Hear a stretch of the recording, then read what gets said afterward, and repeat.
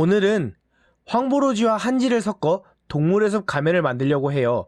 황보로지는 두꺼워서 물에 불려 써야 되니까 20분 뒤에 다시 오겠습니다.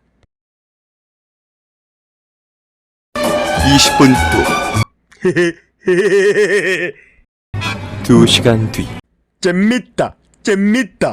6시간 후 꿀같은 쉬는 시간을 보낸 뒤 평소와 같이 저는 즐거운 마음으로 일을 시작했습니다.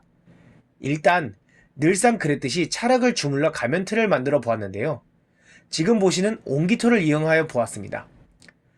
가면틀을 만드는 작업이 비슷한 작업이 너무 많다 보니 오늘은 조금 생략해가며 가면 만드는 방법을 구경해 볼게요.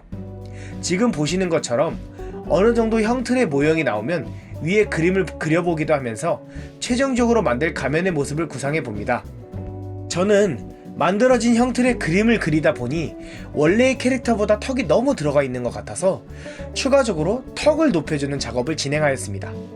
이런 식으로 여러 번의 수정을 통해 하나의 가면틀을 만드는 작업을 하다 보면 고되기 때문에 중간중간 휴식을 취해주는 것이 바람직합니다.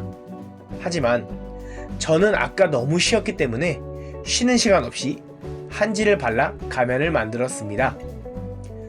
처음 말씀드렸던 것과 같이 오늘은 한지와 황보로지를 섞어 사용하려고 합니다. 황보로지의 장점이라면 두껍기 때문에 한지보다 작업량이 단순해져 시간을 단축할 수 있다는 점입니다. 그리고 종이를 붙일 때 앞장 뒷장 구분을 할 수 있어 가면을 만드는 창자가 몇 장을 붙였는지 헤아리며 작업하기 용이합니다. 단점으로는 너무 두껍다 보니 안에서 호흡하기가 어렵고 한지보다 무겁다는 점이 단점입니다. 혹시 지금 황보로지를 붙이는 모습을 보셨나요?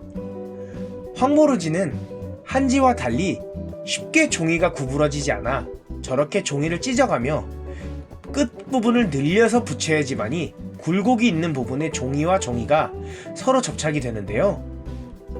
결국에는 그렇게 접착을 시키더라도 마지막 마무리 부분에서는 접착력이 조금 부족해서 마무리 종이는 다시 한지를 사용합니다. 사실 황보로지만을 이용해서도 가면을 제작할 수는 있지만 한지를 사용하는 가장 큰 이유는 앞면과 뒷면에 사용했을 경우에 숨을 쉬기 용이한 부분도 있지만서도 물감을 칠했을 때 황보로지보다는 한지에 물감이 잘 채색이 됩니다. 그래서 채색을 하기 위해서 쓰는 이유도 있고 방금 말씀드렸듯이 접착력이 좀 용이하지 않은 종이이다 보니까 한지를 이용해서 마무리를 짓는 것이 좀 바람직하다고 생각합니다. 현재의 전통 방식으로 만드는 가면들도 어느 정도 이 황보로지 혹은 자보로지 이런 식으로 박스를 만들 때 쓰는 종이인 보로지를 사용을 하는데요.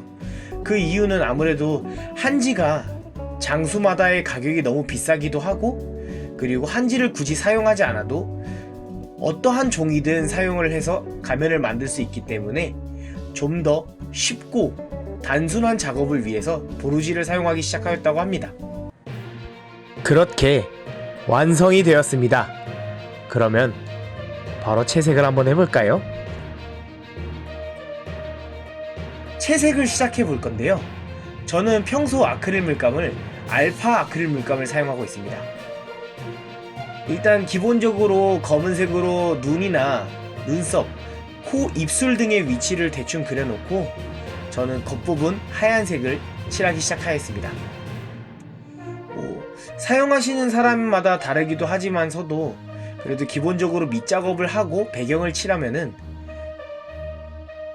굳이 여러 번 더 작업을 반복해가며 수정할 필요도 없다고 느껴지기 시작해서 요즘 저도 저 방법을 채택해서 사용하고 있는데요. 여러분도 만약에 가면을 만드신다면은 저렇게 만드시는 방법이 훨씬 편안할 겁니다. 그렇게 KK 동물의 숲 가면이 완성되었습니다. 오늘 영상 재밌으셨나요? 재밌으셨다면 좋아요와 구독, 알람 설정까지 부탁드립니다. 좋아요와 구독, 알람 설정까지 부탁드립니다.